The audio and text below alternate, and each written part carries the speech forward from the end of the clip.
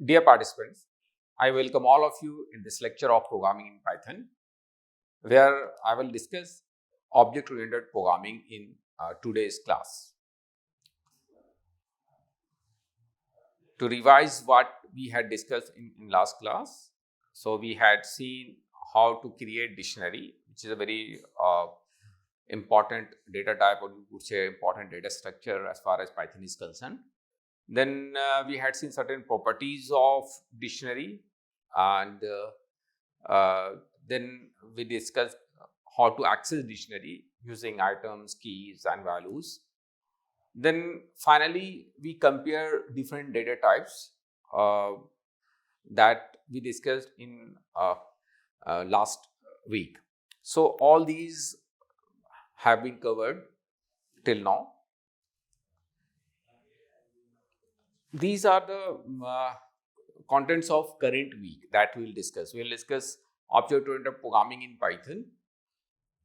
Then we will move on to discuss modules and packages, error handling, and find handling. So all these we will cover in current week. As far as today's lecture is concerned, so we will concentrate on object-oriented programming concepts, classes in Python, how to create classes, and how to access properties and methods of classes that we'll see in today's lecture. Then a special function that is called constructor that we'll discuss. Then finally you move on to implement inheritance and polymorphisms, which are actually building block of object-oriented programming. So object-oriented programming is a actually programming paradigm. So programming paradigms, before object-oriented programming, we had processor-oriented programming, right? So object-oriented programming is a concept of objects which can contain data in the form of fields, so that we call data members, often known as attributes or properties, and code in the form of procedure.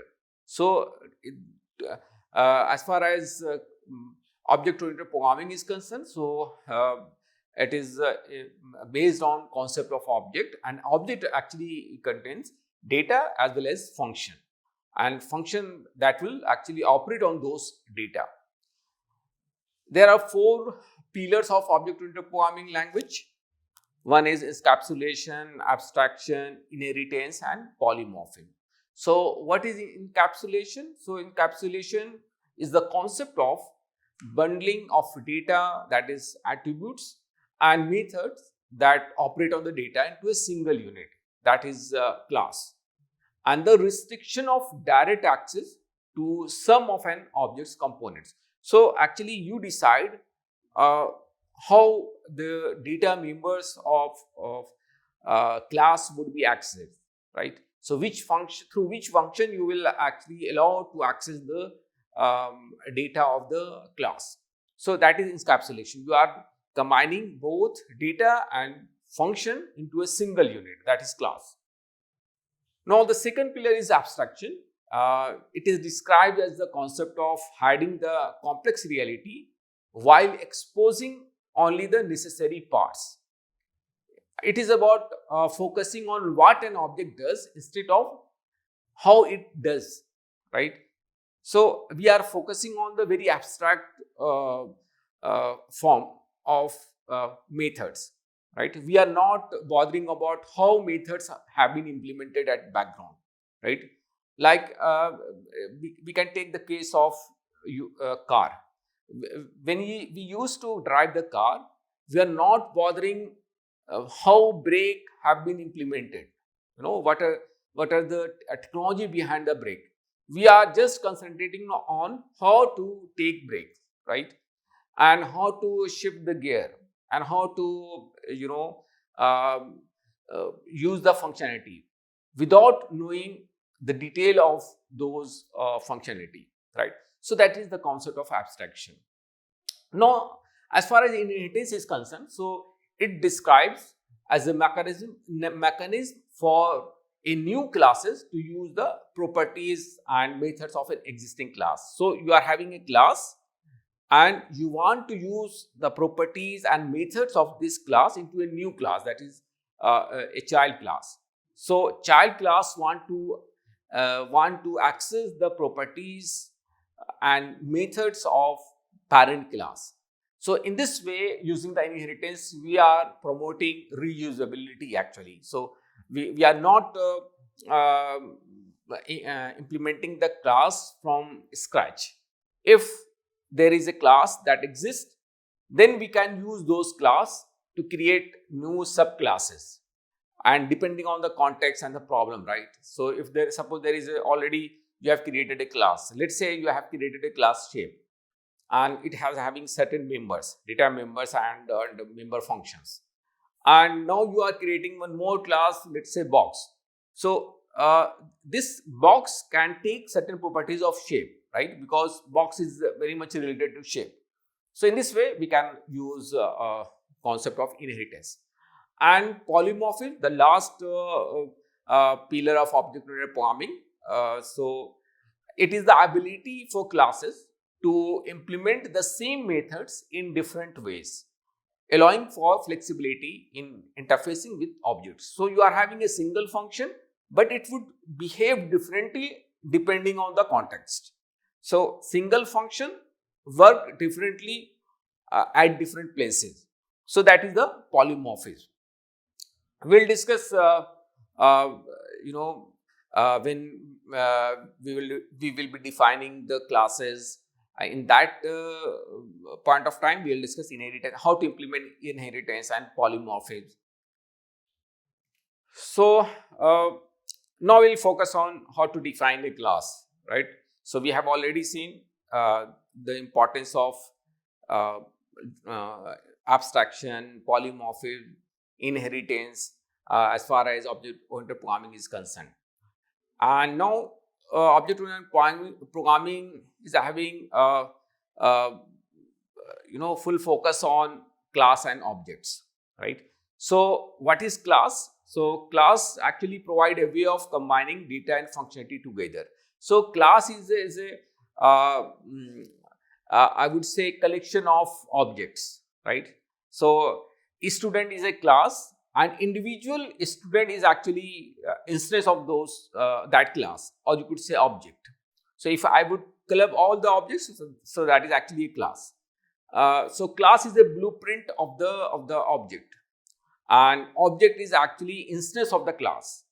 So by defining class, you create a new type that can have its own attributes and methods. So whenever you declare a class, actually you are creating your own data type.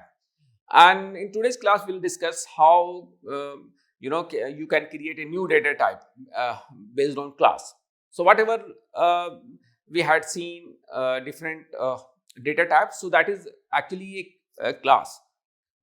So how to declare a class? First, you need to use keyword. Let me select the pane. So this is the keyword, and then your class name, and here you need to include data members and member functions, right? It depends. Suppose you are not having any member functions, so you need not to include the member function. So it is not mandatory, but we try to include both since the concept of class is to restrict outer world to access my data, right? So how then the data will be used? So these data will be used by the internal function of the class. So that is the main idea behind the class. So what is an object? An object is essentially a specific instance derived from a class. You are having a class and you are taking an instance of the class. That is an object actually. So an object is characterized by state. State, what does it mean? So state is the it is actually defined by an object's attributes. So what is the value of data member at this moment of time? So state says what is the value of data member at this moment of time. So that is the it actually represents the object's properties or characteristics, and that will be defined by the data member actually. So what is the value of data member at this moment of time? That is the state. And behavior determined by objects methods. So the method that you are using to access the data member. So that actually determines the behavior. Then identity, it provides a unique identifier for an object. So whenever you create let's say I'm creating a variable of list. So that variable would have a unique identity. So each and every object is having unique identity, and you can print unique identity, using the function id. And here you can write, suppose I am creating a variable I is equal to 0. So this is an integer type. If I would write in IDI, so it would give a unique identifier that would display a unique identifier actually. So I can use print ID. So it would give me the unique identifier. So each and every object is characterized by state, behavior, and identity. So here is an example. This is a class shape, and it is having two data members, right? And if you need to use this class, so first you need to create an instance of that class. So this P1 is actually an instance of this class, and here I am accessing the data member, right? And I'm modifying the value of the data member. Now these are actually called data member or field of the class. So data member or fields can be declared directly inside the class, like in this case, or in a constructor as well. You can declare the data member in constructor itself.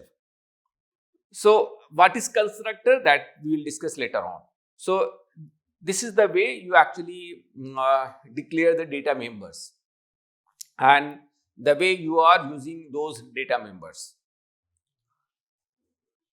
So like in this case, you are calling a program. If you are suppose you have created a class, so to use that class into some other program, first you need to import that class, right? So this is the module name. And what is the module name? It means the Python file in which I have declared this class shape. So in the until unless I import this module, then only I can use that class, right? Since this class is inside a Python module, like this is the Python file, and you have given the name of this Python file as my class, and here you are having class shape. So to use this class, first we need to import this one, and this is the module and this is the class. So what is module and packages, that we'll discuss in next lecture. So and then you can use then you can use this class. So here I am creating an object.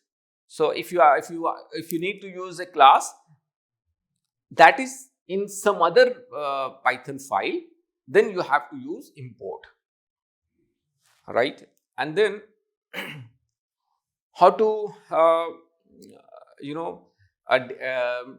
declare methods inside the class. So this is the way you need to define your method name. So this is the name of the method. This is one special parameter that is called self, that we'll discuss. What is self, we'll discuss, and other parameters, very similar to function that we discussed in second week. So third week. In third week we discussed functions. So what is self? So self is it must be the first parameter to any object method. It is actually very similar to this object of Java. If you studied Java, you might be aware of this object. So this object is the current object that is calling a particular function, right? So similarly, self actually tells the current object that is calling this function. So must access the object field through the self reference. So you need to access the data member using self. So these are the length and width are the data member of this class shape. So in this way, you need to access if you want to modify the data member, so you need to use self dot length is equal to L and so on. So the first argument of a method is called self. So this should be the very first parameter, right? So which is, it is very similar to Java, how we use this in Java. So this actually tells the current object. In this way, I can modify the data member. So length and width are the data member of a particular Java class. See, very similar to this object, we are having self. So if you want to modify and access the data members inside a function, so you need to use self dot and the data members. How to call a method? So if you want to call a method, so there are two different ways. The very first way is just you need to use object and then dot and member function, right? So member function that you have already declared. And the another way is you can directly use member function using the class name, and here you need to pass the object. So in both way are valid as far as Python is concerned. And very soon I will discuss how to call a method. Now I am coming towards the constructor. Constructor is a special function or method with the name double underscore in it and then double underscore, and it is used to create the object, or you could say it is used to initialize the data members. So it is a very important function. Like in this case, this is an object, and this object is actually when it would be called when I will create an object. Sorry, this is a constructor. Sorry, this is a constructor, and this constructor would be called when I will create an object, right? So let's say I am creating an object S is equal to shape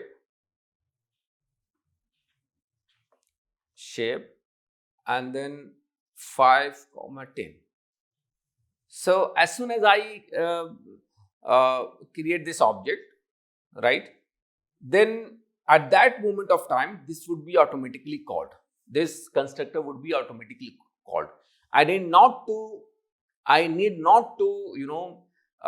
explicitly call the constructor, right? So you need not to explicitly call constructor. So constructor is automatically called whenever you create an object, right? So in this way you can call the constructors. There is a special function, a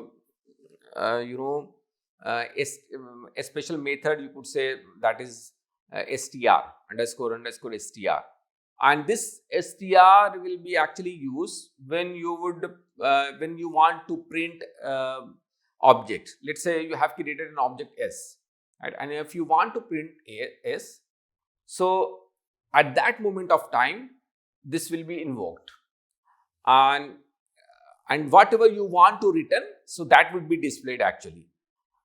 So if you want to display the length and breadth, let's say these are two parameters, and if you want to display whenever you call an object, suppose I am calling an object print S, so this is an object, and when I am using this object during print function, so I need to print the values of data members, let's say. So at that moment of time I can use this this function would automatically be called, right? If I'm not implementing this function, suppose I'm not including this function in my class, so what would happen? This print would default value would be printed. Let's say a default number would be printed for this particular object. And if I'm providing the string a function, this particular function, then it is on you how you want to display the data members. Let's say I want to display the data members in this fashion. So I can use this particular function to display the data in this manner. Like in this case, I have a data members length and width. So as soon as I print this object, so this would be returned, and this is actually a string, right? Again, this is a string, and this would be clubbed, and this finally this value would be returned, right? So in this way, you can decide what you want to return when you are printing an object. So this is the shape class.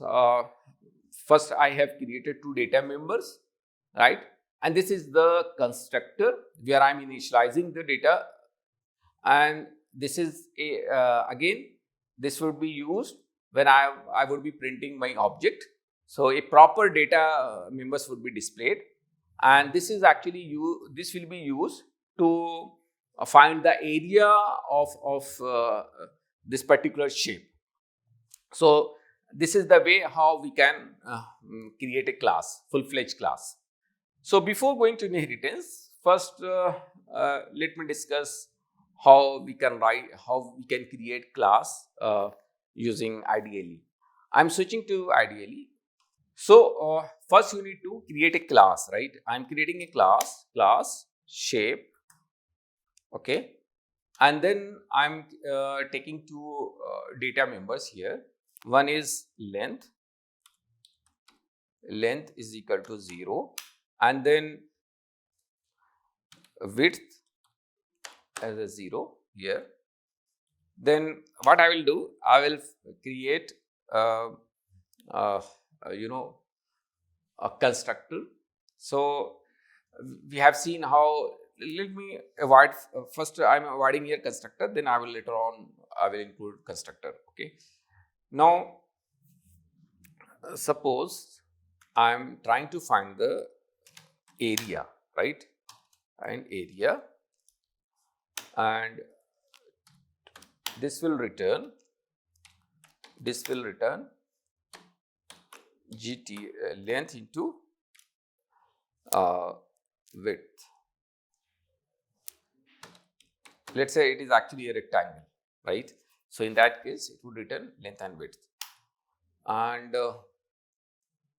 okay, so now I have two different options. I can use class here in this program itself, or I can use this class to some other program. Let me discuss very first method in which I am including the code that will accessing this class here. It's in this file itself. So what I need to do, first I need to create a object s is equal to shape, and then s dot length is equal to 20, and s dot width is equal to 30, and then a would actually store the area, and s dot area, right, and then print a, right. Let me store this one, desktop. I am storing in test file. Sorry. Okay, so and now I'm running this one, run module. Okay, so what it is saying me, whenever you are declaring a function, so the first parameter should be the self operator, right? Self object. Then I will use self dot length, and then self dot. So first parameter should be self, right? So I've included all these, and then so it has given me area as 600, right? So what I did here, I'm not including any constructor as of now, and first I have initialized length and width as a 0 here inside the class. Then I'm modifying outside the class. I'm modifying this length, right? Then I called area function, and this area function would be called, right? And one thing to be noted: each and every member function should be should have one extra parameter, that is self, right? The very first parameter should be self, and then using that self, I am accessing the length and width data member. So in this way, you can use. So here I am inside the this Python file, that is test1.py. I am including both the class as well as the code that is accessing the class. Now I can use this code to some other file, and I would keep my class file separate. So let me cut this code, and I will be using new file, let's say, and here I will be using I would write code to access the shape class. So let me store this one, new file, sorry, I am storing this one, save, and here I am writing ACC, that is access, right? And I need to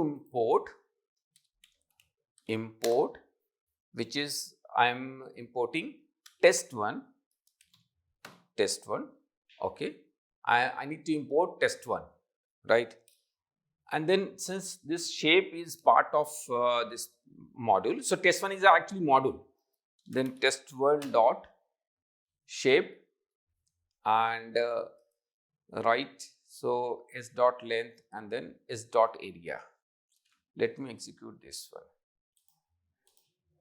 So you can see here it has printed the value 600. All right. So and your test1 is, where is my test1 file? So test1 is this one, right? I've excluded the code that was accessing the shape inside this file only. So I have excluded that code, and I have prepared a separate file to access the shape class, right? So for that purpose, I need to import my module. So this one is the Python file, or you could say module, in which I have a shape class, right? So let me execute this one. So here you can see the value, right? So in this way, you can access the if you are accessing some class, or let's say your function could be in separate file as well. So then if you are having your function and classes in separate files, so first you need to import before using those functions and class. So that we call module. So first you need to import the module. I can rename it, give an alias to this module. Let's say this is T. Then what I will do here, instead of writing the full module name, I can use T only, right? So in this way, you can again include this alias as well. So in this way, I can access the class. Now there is one more option. Since I discuss here, right? Sorry. Let me come to the my Python file, class file. So this is my class file. Now, what I need to do here, I want to initialize my data member using the constructor. So here I am including constructor now, right? So to include constructor, what I would write, underscore init, and then underscore. The first parameter should be self, and I'm including two more parameters, that is L and W. L for length and W for width. So these values would be passed during the creation of an object, right? So now I would write here. Now I will initialize length. So I need to write self dot length. Self dot length is equal to L and self dot width as W, right? So this would be length and width would be initialized during the creation of the object, and else the whole code would remain same as far as this class is concerned. Now I need to access this class from some outer file, right?